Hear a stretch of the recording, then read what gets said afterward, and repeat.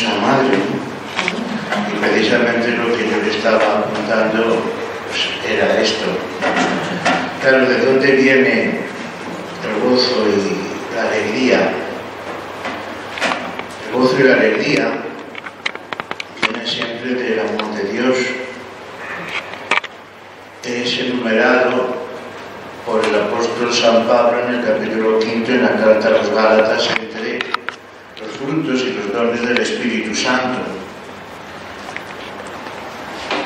Es el cumplimiento de la palabra de Jesús: al que me ama,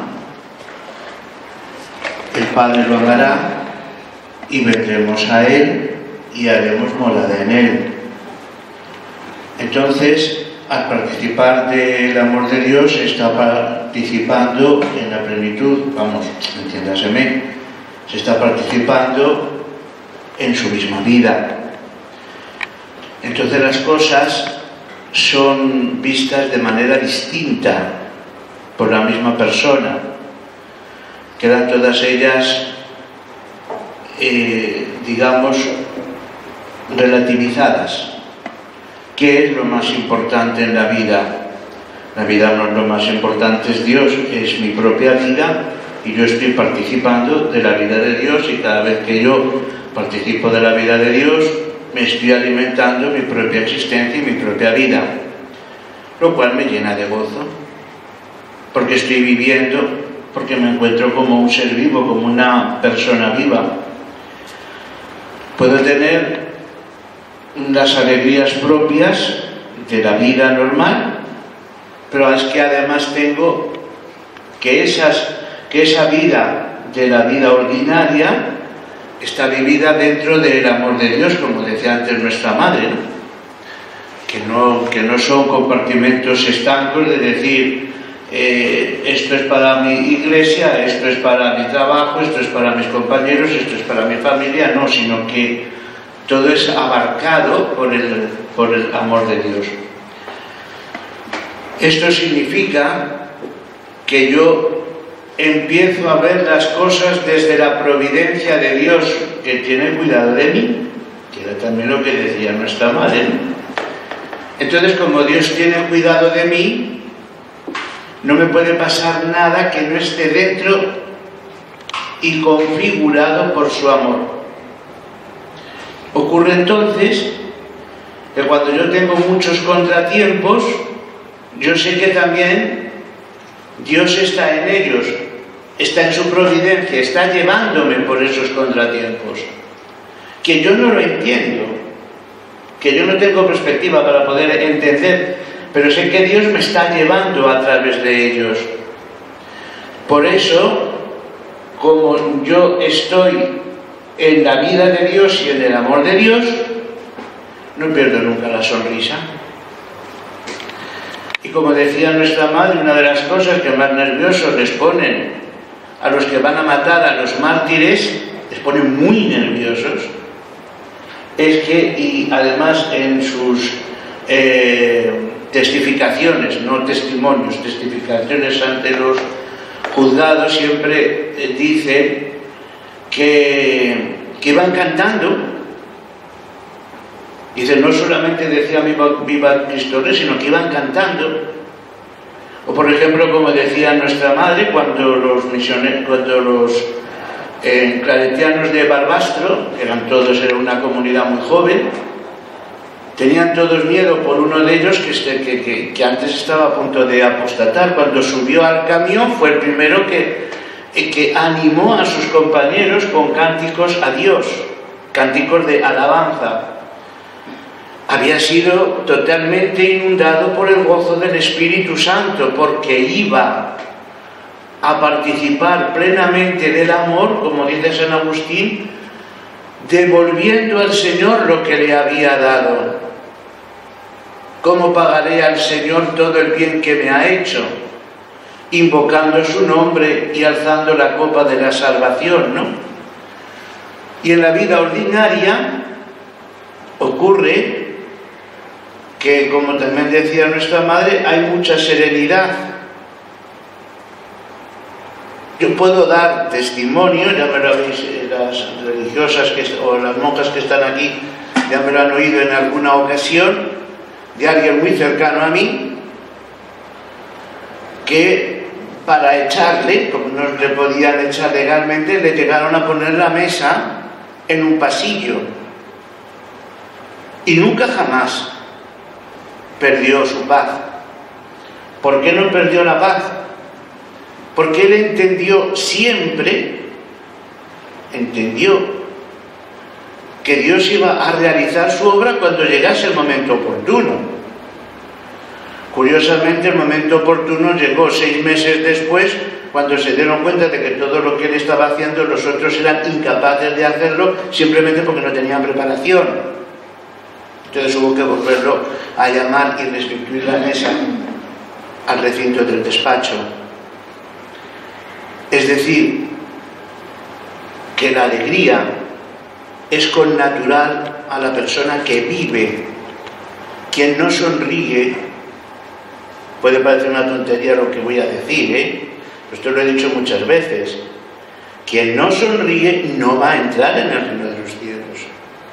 O sea, San Pedro, cuando se encuentre con una cara y diciendo, ¿tú qué vas? ¿De qué vas? Que te duele la cabeza. Ahora en la situación en que está la cabeza no te puede doler. ¿Claro? Es decir, o sea, que es que no pueden entrar. Y voy a decir más, el concepto, y esto es un poco fuerte lo que voy a decir, lo digo por los que están en conexión en directo, el concepto de que la vida consagrada y los monasterios tienen que ser un lugar en el cual todo el mundo tiene que llevar la cara hasta el suelo, porque no puede sonreír porque es malo y porque entonces indica que tu afectividad no está donde tiene que estar, ese convento se hunde, sea de hombres o sea de mujeres, pero además con un peligro mayor, que el religioso, la religiosa o el cura va a buscar compensaciones y entonces se crea termoliada, porque donde no está el Espíritu Santo hay un hueco. No hay un hueco, está el espíritu. Sí, claro, está el otro espíritu. Entonces, lógicamente, y la alegría, claro, entonces los muy puritanos me dirán, sí, pues nuestros conventos entonces como que van a ser no sé qué, no sé cuánto, patatín y patatán, y vamos a tirar cohetes, ojalá. Pero el problema no es que nuestros conventos sean no sé qué y no sé cuántos, no, porque eso no. La bullanquería es una cosa y la alegría es otra. Es muy distinto. O sea, vosotros fijaos bien, esto es algo que no hablo por experiencia no personal, sino de las personas que se acercan hasta mí. Uno de los mayores pesos, y bendito peso, que tengo yo es ver a muchos jóvenes que se me acercan el domingo por la tarde al confesionario y verles a los pobres que en teoría han salido jueves, viernes y sábado a divertirse, y sin embargo cuando se te acercan al confesionario los ves tristes. ¿Por qué? Porque eso no es alegría. Eso no es alegría. Eso es pasar el rato bebiendo alcohol. Esto es un hecho. Interprétese como usted quiera. Yo ahí no me meto. Yo no estoy juzgando a nadie. Yo estoy dando el hecho. Como decimos los que sabemos un poquito de derecho, no más que un poquito, es el factum. Es el hecho. Usted deme el hecho que yo ya lo interpretaré. Y el hecho es ese. ¿Por qué no hay alegría? Porque no está Dios. Porque te estás buscando a ti mismo. Por eso el Señor dijo una palabra: más alegría hay en dar que en recibir. Y el que es testigo está dando, porque está dando vida. O sea, él quizás no lo sepa, pero está dando vida. porque está en la conexión con Dios. Y ese es el gozo del Espíritu. En definitiva, todo lo que define Santo Tomás, muy bien recogido por nuestra madre, todo lo que describe Santo Tomás es la alegría y el gozo del Espíritu Santo. Y es un don, es un don. Por eso nosotros, todos los que somos y estamos consagrados, tenemos que vivir del don del Espíritu. Y el don del Espíritu es que como vivimos dentro del amor de Dios, a pesar de que somos un desastre, el justo cae 7 veces, es decir, mogollón de veces al día, pero no importa, está siempre viviendo del gozo de Dios y del amor de Dios. Se puede enfadar y puede cometer sus caídas y todo eso, pero en definitiva está dentro del amor de Dios. Pide perdón, sigue adelante, le pide al Señor que sea capaz de amarle cada vez más, y todo eso transforma su alma, y entonces tiene gozo y tiene alegría. Y te encuentras a un enfermo y tiene gozo y tiene alegría. Oiga, se está muriendo. Claro, si se está muriendo no va a estar riendo, ¿sabe usted? Pero claro, tiene alegría, vamos, tiene paz y tiene serenidad. Yo le puedo decir, y nuestras madres fueron testigos que tuvieron una gran calidad de estar junto a mi hermano Jesús cuando en su agonía. Y no es que estuviese riéndose, pero estaba sereno. Claro, ¿por qué? Pues porque estaba en Dios. Y fue un gran ejemplo. Me lo dijeron 2 capellanes del clínico, que había sido un gran ejemplo para todos ellos, ¿no? O sea, ¿por qué? Pues por eso, porque fue un hombre que vivió en Dios. Y se muere como se vive. Entonces, pues uno se va dejando en las manos de Dios, se va dejando llevar. Tiene el gozo del Espíritu y tiene la paz del Espíritu. Y cuando uno va a entregar su vida, la entrega cantando, pero cantando de verdad. Y cuando te van a sacudir, si tú haces el elenco de las cosas, y entonces resulta que vosotros fijaos en una cosa muy curiosa, porque este también es un hecho, que no entro a interpretar. El que te sacude está furioso contra ti,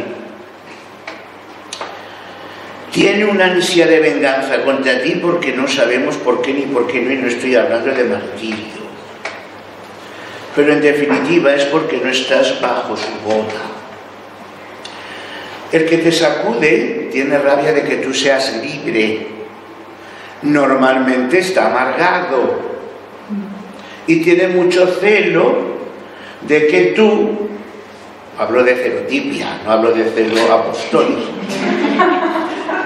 de que tú vayas adelante y de que tú estés contento. ¿Sabéis la mayor envidia que nos tienen a nosotros? O sea, la que no pueden, que seamos alegres. Alegres. Y que eso es un repateamiento tremendo. Pues mire usted, yo no voy a cambiar mi alegría, o sea, ya me puse a poner verde, que no, cambio mi alegría. No, la cambio por nadie, ni por nada, ni por nadie. Eso es un gamberro, gracias a Dios. Es decir,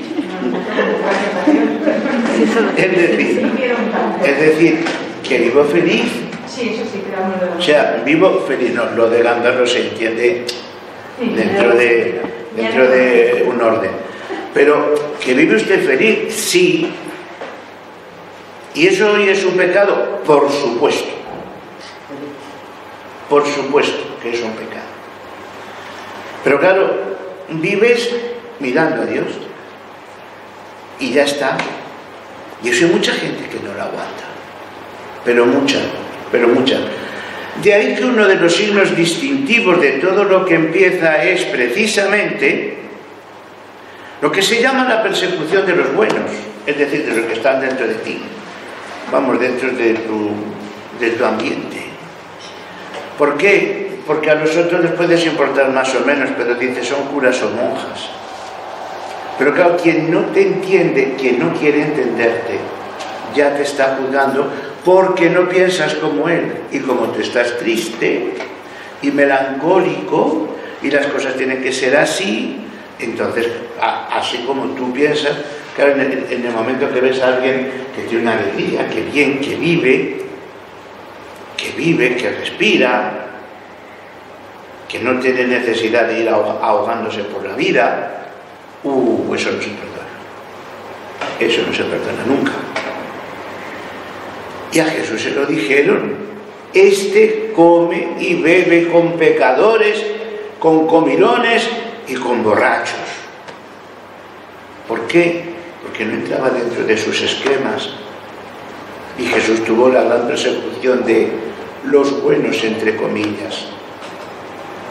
Por eso, porque no entraba dentro de sus esquemas.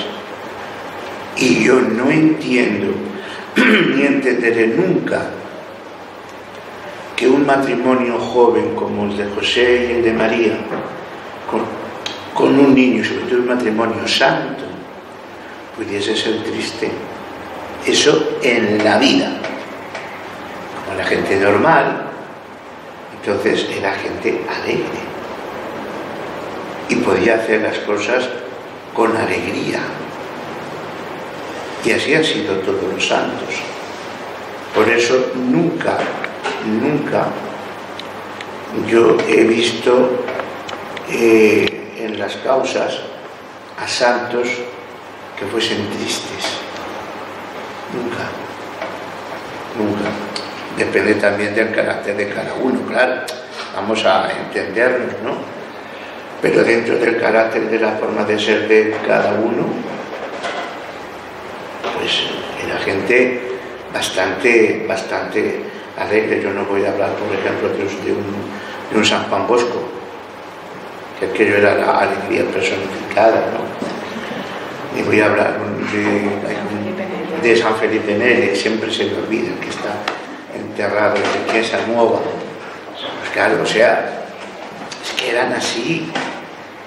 Ni de un San Pío X, ni de un Juan XXIII, y nosotros ahora mismo tenemos un Papa, el Papa Francisco, que es un Papa que tiene sus sufrimientos físicos, además de todo lo que supone ser Papa, que eso tiene que ser aterrador.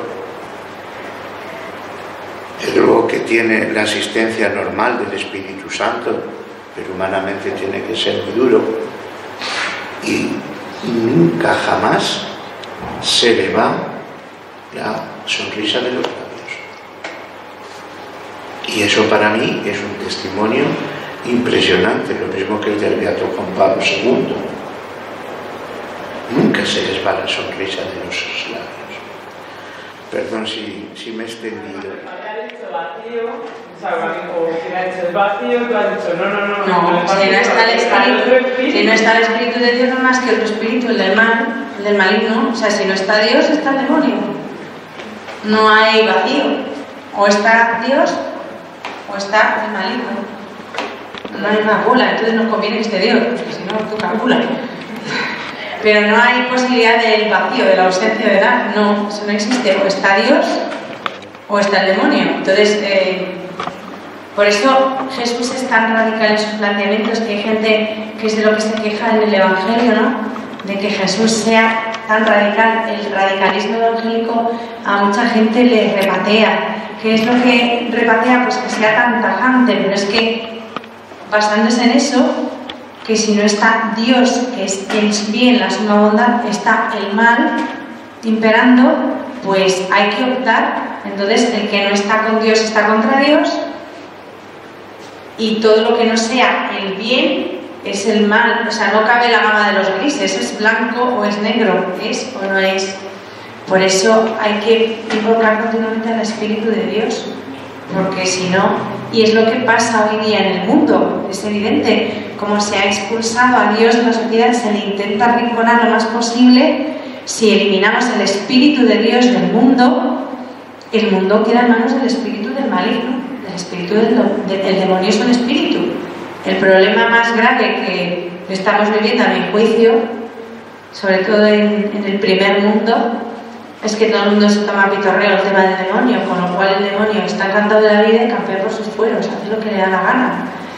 Y es que además te llama la atención cuando hablas con gente, que sobre todo gente que no tiene mucha formación cristiana, pero gente con formación cristiana y que practica, tienen unas empanadas mentales impresionantes y frivolizan mucho con el tema del mal, con el tema del demonio. Y es que es mucho más grave de lo que creemos a simple vista.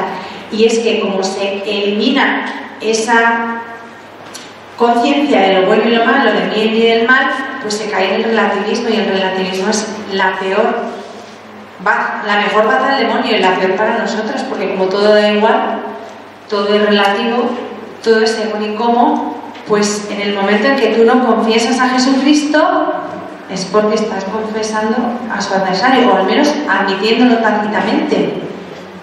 Y eso es lo que pasa en la sociedad de hoy. Que bueno, que da lo mismo, tampoco hay que tomarse así las cosas. Y luego hay una palabra que yo a veces maldigo esta palabra, y suena muy fuerte lo que voy a decir, pero la maldigo porque en función de ella se han cargado todos los valores morales básicos.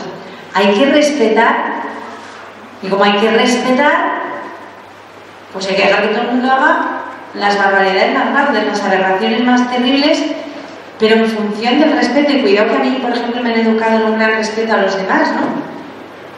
Pero en función del respeto y de otra palabra que todavía es peor, que se llama tolerancia. Y eso ya no es respeto, eso es lo peor de lo peor de lo peor, porque es tragarte entero el mal y dejarlo pasar y no pasa nada, es no combatir. O sea, tolerancia es lo mismo que pasividad frente al mal. Y no es cierto. Respetar al otro supone también ponerle la verdad y sacarle de sus errores. Pero como ahora hay que respetar que la gente, pues bueno, pues... Pero yo muchas veces cuando dicen esto de, por ejemplo, es el caso típico, ¿no? Que es uno de los casos que a mí me hace sufrir mucho porque es un error tremendo, pero en aras del respeto, pues es algo muy generalizado, todos lo sabéis, pues como hay que respetar a los niños y lo que quieran hacer de mayores no les bautizamos. Entonces hay que respetarles. No le estás respetando porque el niño no tiene capacidad de decidir por sí mismo, porque si es así, el día que no quiera comer, respétale y no le obligues a comer. Y el día que tenga una enfermedad grave, no le lleves al médico, respétale, tiene derecho a su privacidad y a decidir sobre su salud. Pero oiga, es que tiene 1 año y medio y si no se va a morir. Y la otra vida, la de la gracia. Pero eso hay que respetarla, ¿no? Y es un respeto falso, porque no es respeto. Pero en aras del respeto se está llegando a una degradación moral tremenda, porque luego a la hora de la verdad nadie respeta a nadie. Porque todos esos que tienen que respetar al niño y no le bautizan para que sea lo que quiera cuando sea mayor, cuando el niño sea mayor, como diga que quiere bautizarse, ser católico, le ponen de patas en la calle y le cortan el suministro. Conocemos un caso. Entonces llegaste, te dijo que le iba a respetar. Ahora, con 22 años, esta niña ha decidido que quiere bautizarse y ser católica. No tiene usted derecho a enfadarse porque ella haya decidido ejercer su derecho a la libertad y haya tomado una decisión responsable y haya decidido bautizarse. O sea, ¿en virtud de qué principios coge usted, la pone en la calle y le corta el suministro? Si usted dijo que había que respetarla y ahora ya no. Por eso digo que el respeto es una de las palabras que yo últimamente maldigo, digo, porque en función y en aras del respeto se está llegando a una degradación moral tremenda, ¿no? Y ahora voy a leer aquí, no sé qué nos han puesto.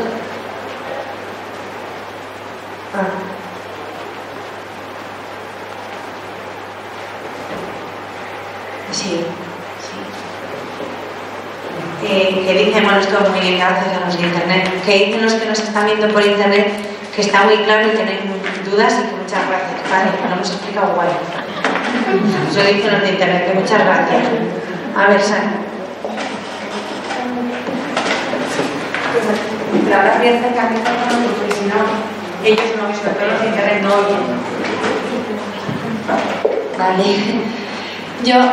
Mi pregunta era que si, por ejemplo, tenemos algún amigo o conocido, incluso algún familiar, que, por ejemplo, tanto si eres religiosa como si sigues mucho a Jesucristo, en el sentido de que es lo que has dicho antes, le sigues en tu forma de vivir y la haces presente.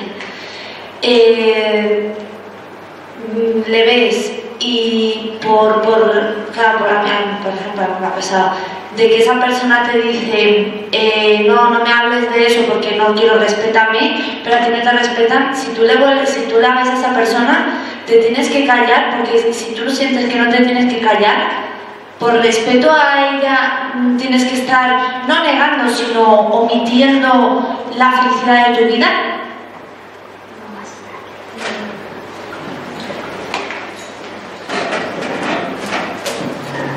Pues hombre, a ver, depende. En principio, a ver, si tú estás con una persona a solas y dice no me hables de eso porque no quiero que me hables de eso porque me molesta, respétame, pues yo lo que haría, yo creo que en ese momento digo, pues efectivamente callarme, porque no se trata de que se rebote más. Y si sé que algo no le agrada, a mí me ha pasado también, o sea, yo lo he vivido en mi propia familia, ¿no? Con mi padre había ciertos temas que no le podía tocar. Y yo dije, bueno, pues yo intenté tocar en algunos momentos, pero comprendía que le crispaba, que le exasperaba, que era algo que le hacía sufrir, y yo entendía también que como hija tenía una obligación hacia él de respetar eso y no insistir y no seguir metiendo el dedo en una herida que por lo que fuera a él le dolía. Si yo tengo una relación personal con alguien y alguien muy próximo está así, pues y te pide que le dejes, pues yo creo que sí que hay que dejarles, como si a mí me viene un testigo de Jehová a darme la barrila y le corto en seco y el tipo sigue y le vuelvo a cortar en seco y como siga me coge y me largo, ¿no? Bueno, pero otra cosa es cuando ya hay un grupo de personas y esa persona está en el grupo, ya tampoco tienes obligación de callarte, porque en el grupo habrá, por lo menos yo lo entiendo así, habrá distintas conversaciones, habrá distintas cosas, y sobre todo si sale, a lo mejor no se trata de que vayas y apuntes y saques siempre el mismo tema, pero si sale el tema y tú crees que tienes que defender lo que crees y lo que ves, pues yo creo que tienes que tener libertad, aunque sepas que hay una persona en ese grupo a la que eso no le agrada. No sé si me explica. Una cosa es que tú estés todo el día con la artillería disparando. Si ya te han dicho que eso molesta y que no, pues tienes que respetar, efectivamente, no te está todo el día machacando. Y muchas veces no se puede hablar de Jesús y lo que hay que hacer es mostrar a Jesús con tu vida, no con tus palabras, sino vivir y poco a poco pensar que eso también irá calando y les irá haciendo pensar. Entonces hay momentos en los que te estoy diciendo que hay que callar y otros no, depende, no hay una norma fija. Micrófono viajero. No, yo estoy totalmente de acuerdo con lo que ha dicho la madre. Lo que ocurre, vamos, es un matiz sobre esto. Porque los cristianos, yo creo que también tenemos que jugar con los mismos términos de la democracia.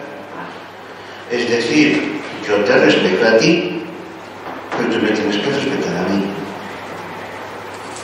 Lo que pasa es que los cristianos solemos tener muchas veces miedo, porque como sabemos, por ejemplo, que nuestros compañeros de trabajo no son cristianos y nos van a comer, entonces, pues bueno, y si sale el tema, sabemos que nos van a sacar pues todo lo escabroso de la iglesia y todo lo que publican los medios de comunicación, que unas veces tienen razón y otras veces no, y lo digo porque lo he vivido en mi propia carne.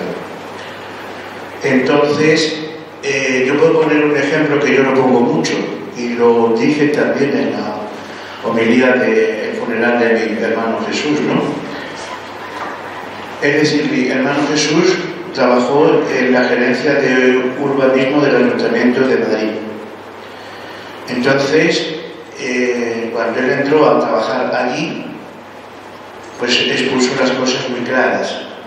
Llamó a los de Comisiones Obreras, llamó a los de la UGT, y desde el primer momento les dijo: usted es de comisiones, usted es de la UGT, pues sepan ustedes que yo soy católico apostólico romano y practicante.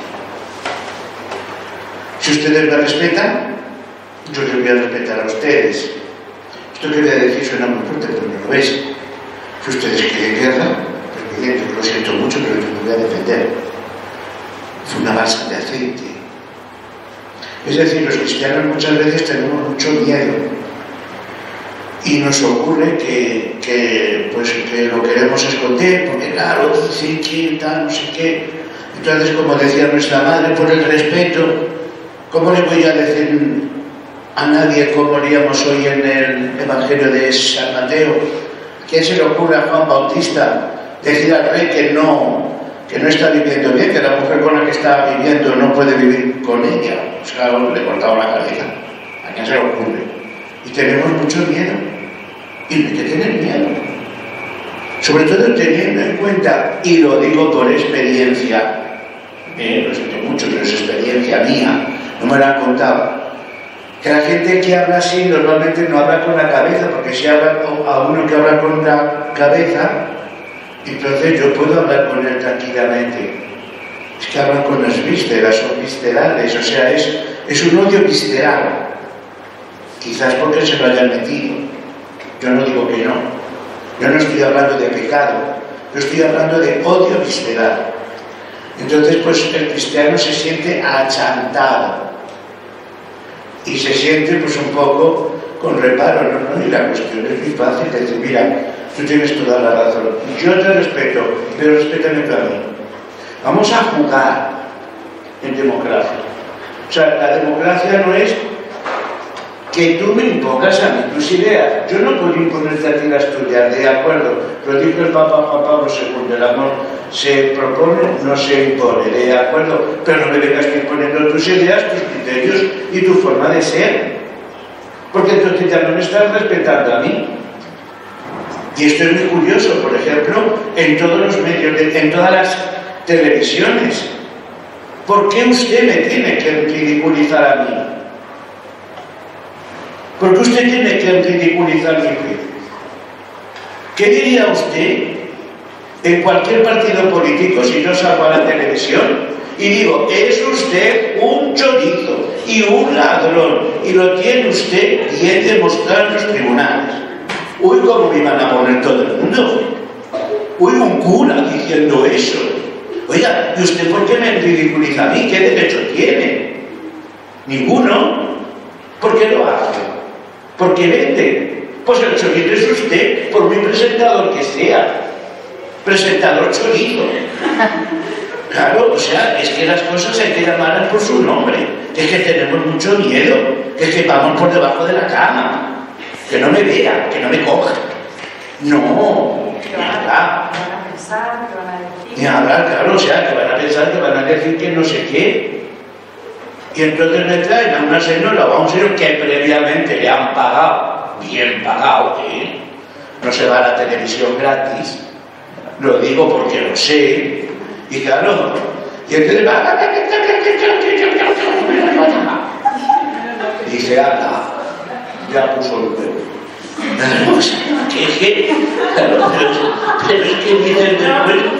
Pero es que dicen después el otro, claro, ustedes ven, no sé qué, no sé cuánto, patatín y patatán, y encima se pasea enseñando lo que no debe. Claro, entonces realmente dice, ¿por qué me está ridiculizando usted? Está atentando usted contra mi derecho. Y yo digo a todo esto, el hecho de que no hablemos, por ejemplo, alguien viene aquí a vernos y viene aquí, a la casa de Dios, sí. Bien, sabe a lo que viene, no es que quedemos en un parque o tal. Aquí se sabe lo que viene y cuando te preguntan, a mí me costaría, por ejemplo, decir ¿qué tal? O ¿qué feliz te veo? Y no decir o omitirlo.